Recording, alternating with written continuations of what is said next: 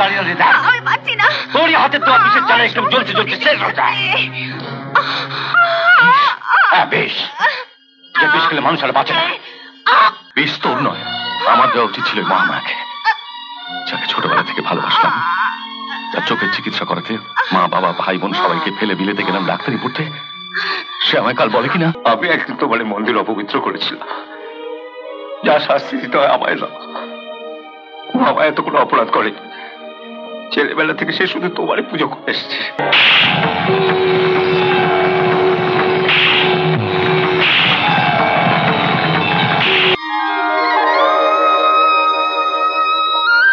কাল ভোরে ব্যান্ডেজ খুলে দিলেই তুমি দেখতে পাবে।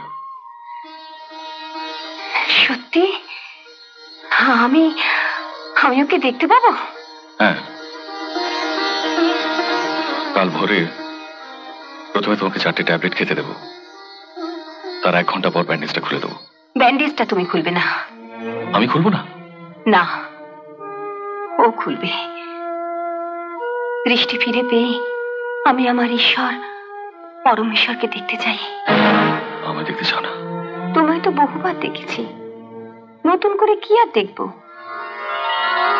তোমাকে আমি কথা দিয়েছিলাম তোমাকে দিয়ে চিকিৎসা করাবো, করিয়েছি।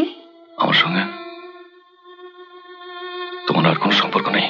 হ্যাঁ আছে, রোগীর সঙ্গে আর ডাক্তারের যা সম্পর্ক। তুমি আজ রাত্রেই হর্ষপুর ফিরে যাও। ও যখন আমার বাঁধন খুলতে থাকবে তখন আমি বলবো, জানো তোমাকে দেখার জন্য আমি 1 বছর কেমন ছটফট করেছি। দিন রাত ভেবেছি কবে যে আমি ভালো হব, কবে যে তোমায় দেখতে পাবো।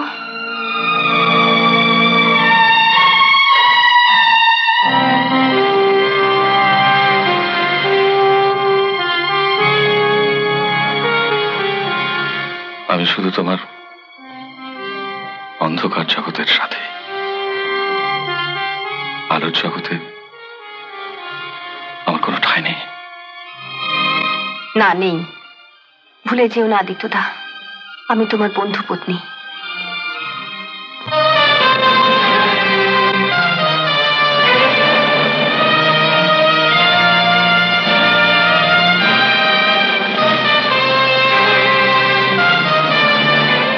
ডাক্তার, রোগীর অপারেশন কিরম হলো? কাল ভোরে ব্যান্ডেজ খুলেও দেখতে পাবে। তাই নাকি? আমার কাজ শেষ, আজ বিকেলেই আমি চলে যাব। শেষ মানে? এই যে বললি কাল ভোরে ব্যান্ডেজ খুলতে হবে। ব্যান্ডেজ খোলার জন্য আমার কোনো প্রয়োজন নেই, ওটা যে কেউ খুলতে পারে। শুধু ব্যান্ডেজটা খোলার আগে ওর মাথার কাছে একটা শিশিতে 4টে ওষুধের গুলি আছে, সেটা ওকে খাইয়ে দিতে হবে। একটা গুলিতে বাঘ শেষ হয়ে যায়, আর ওকে 4টে গুলি খেতে হবে? সহ্য করতে পারবে তো? রসিকতা না পরমেশ্বর, গুলি 4টে না খেলে কিন্তু ব্যান্ডেজ খোলার পরও চোখে দেখতে পাবে না। এতটাই যখন করলি তো শেষটুকু আমার জন্য রেখে যাচ্ছিস কেন? ব্যান্ডেজটা তুমি খুলবে না।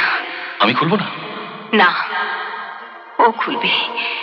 দৃষ্টি ফিরে পেয়ে আমি আমার ঈশ্বর পরমেশ্বরকে দেখতে চাই। কি ভাবছিস ডাক্তার? হ্যাঁ ঠিক আছে, কাল ভোরে ওকে ওষুধ খাইয়ে আমি চলে যাব। ব্যান্ডেজটা কিন্তু তোকেই খুলতে হবে।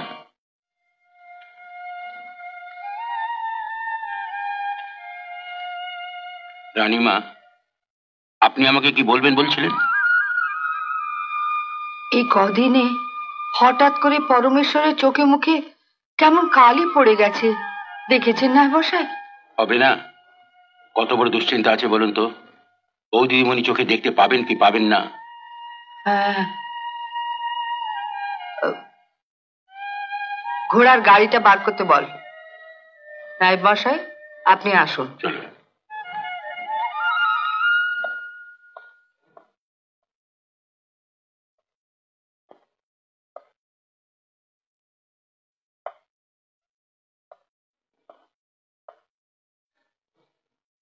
তুমি যাওনি?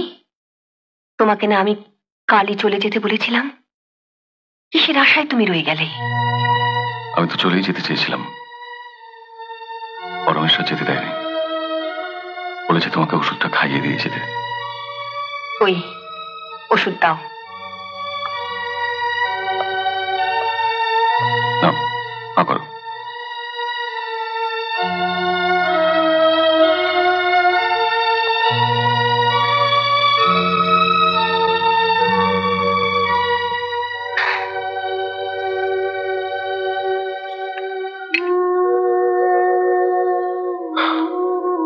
চলি,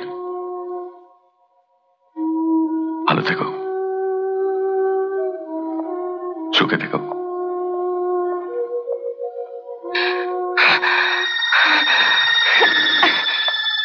আমায় কি খাওয়ালে আদিত্যদা?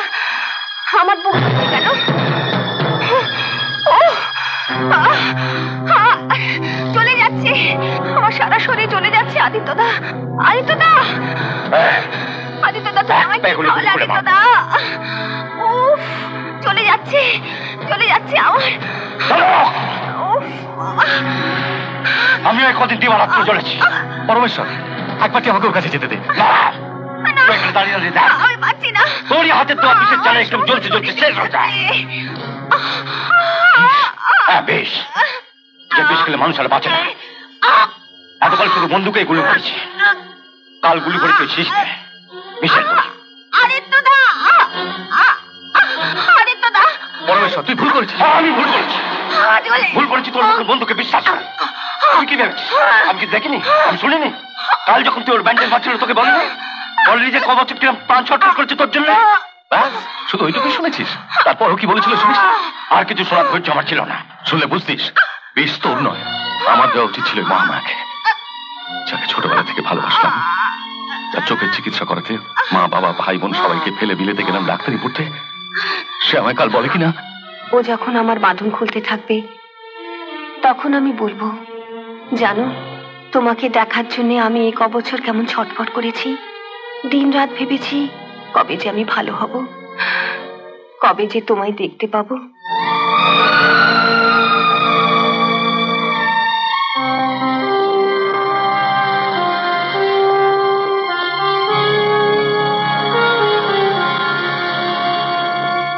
আমি শুধু তোমার অন্ধকার জগতের সাথী, আলোর জগতে আমার কোনো ঠাঁই নেই। না, নেই, ভুলে যেও না আদিত্যদা, আমি তোমার বন্ধু পত্নী। আদিত্য, আদিত্য, মহামায়াকে বাঁচাতে হবে।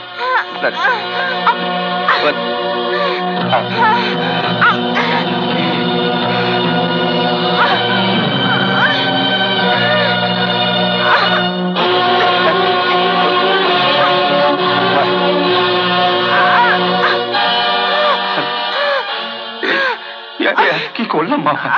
আমি কি করলাম?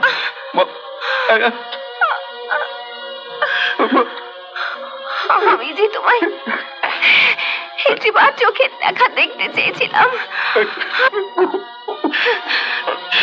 কি এমন পাপ করেছিলাম, ভগবান আমার শেষ ইচ্ছেটা পূরণ করলেন না। তুমি ভালো হয়ে যাবে মামা, তুমি ভালো হয়ে যাবে, ঠিক ভালো। আমি বলছি তোমায় ভালো করবো, ভালো করবো।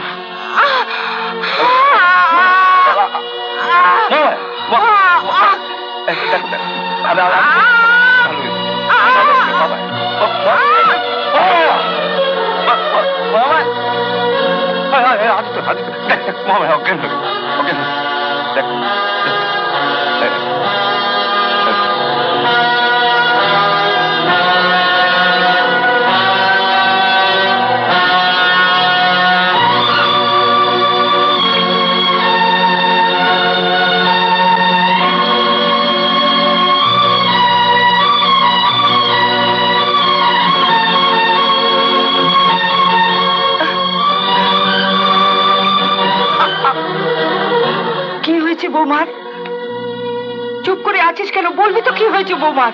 বলছি, পরে বলছি। ওগুলো কি হবে? কাল রাত্রে তুই যখন বাগান বাড়ি গিয়েছিলি তখন আমি বৌমাকে দেখতে এই ঘরে এসেছিলাম।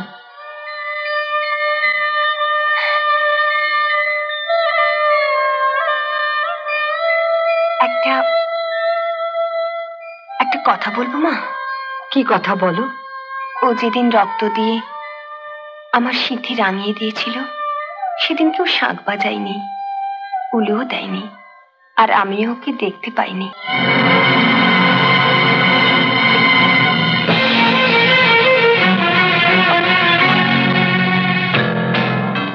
আজ কি বুঝছিস?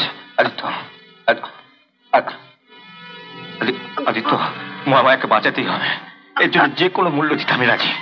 তুই যা চাইবি, বাড়ি, আমার সম্পত্তি, আমার জমিদারি, আমার সব। আদিত্য, তোকে বাঁচাতে হবে। আদিত্য, আমি আমার মায়ের সামনে শপথ করছি, তুই মহামায়াকে ভালো করে দে। আমি আমার সমস্ত বিষয় সম্পত্তি তোর নামে লিখে আমি মহামায়াকে নিয়ে চলে যাবো। আমি চেষ্টা করছি পরমেশ্বর, তবে ছোটবেলা থেকেও যার পুজো করে আসছে সেই ঈশ্বরই এখন একমাত্র ভরসা। এই মন্দিরে দাঁড়িয়ে তুমি এত বড় পাপ করো না পরমেশ্বর। এর শাস্তি একদিন না একদিন ঈশ্বর তোমাকে দেবেনি।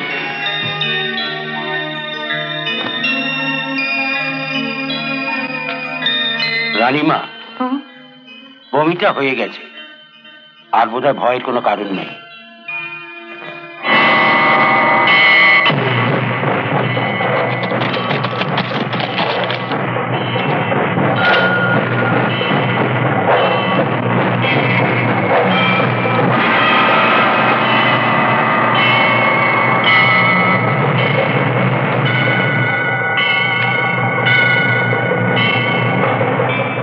ঈশ্বর, আমি একদিন তোমার মন্দির অপবিত্র করেছিলাম, যা শাস্তি দিতে হয় আমায় দাও। আমায় এত কোনো অপরাধ করে, ছেলেবেলা থেকে সে শুধু তোমারই পুজো করে এসছে। আমার পাপের সাজা সে কেন পাবে? ঈশ্বর,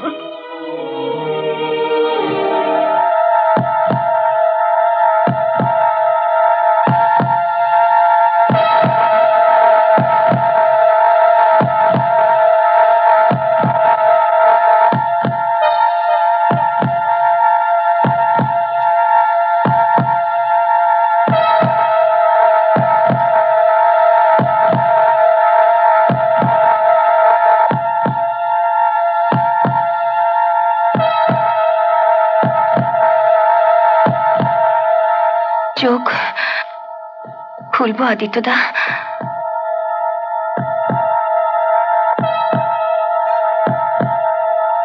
ছোটবেলা থেকে যে ঈশ্বরের পুজো করে এসেছো তাকে স্মরণ করে চোখ খোলো।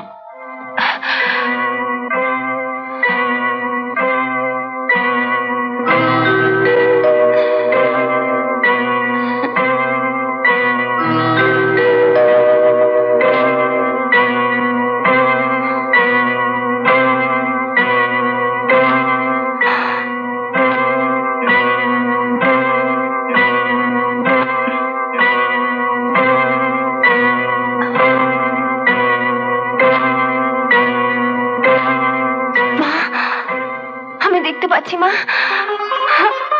আমি দেখতে পাচ্ছি, আমি দেখতে পাচ্ছি মা, আমি দেখতে পাচ্ছি।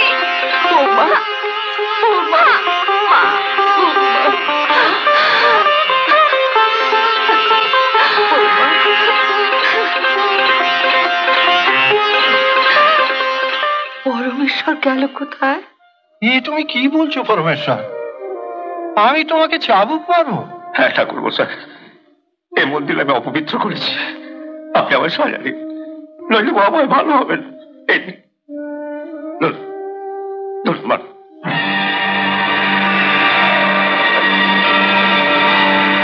মারুন,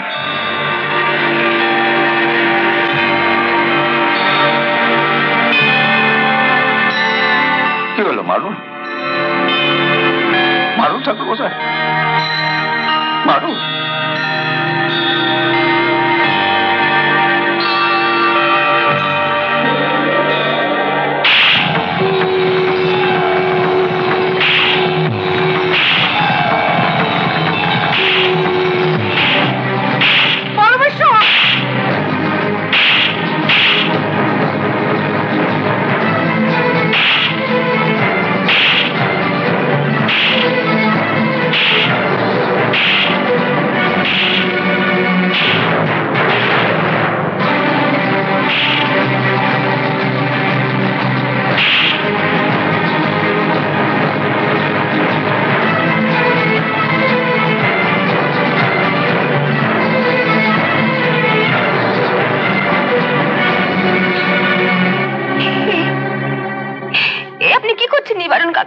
না, আমি ওকে মারতে চাইনি। ও আমাকে বললো আমি যদি ওকে সাজা না দিই তুমি নাকি ভালো হবে না।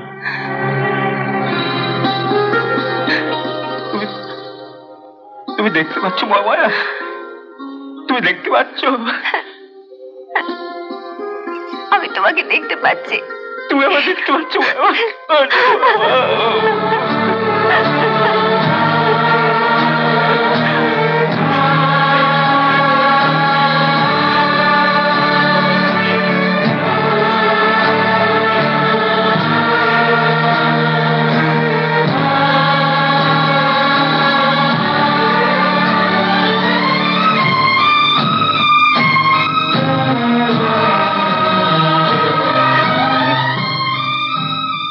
ভালোই হলো বৌমা, একই দিনে তুমি রোগ মুক্ত হলে আর এই পাপ মুক্ত।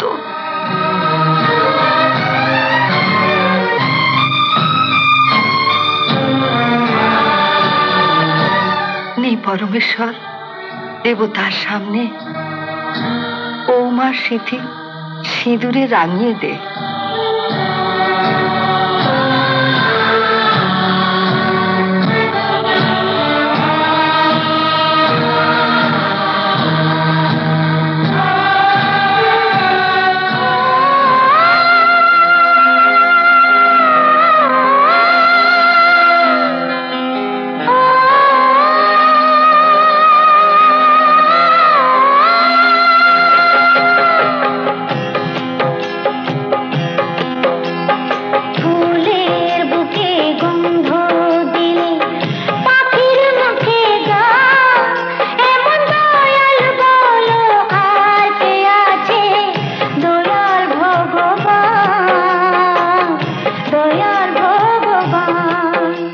এমন আরো অনেক ভিডিও দেখতে এই চ্যানেলটি সাবস্ক্রাইব করে নিন এবং পাশের বেল আইকনটি প্রেস করে দিন।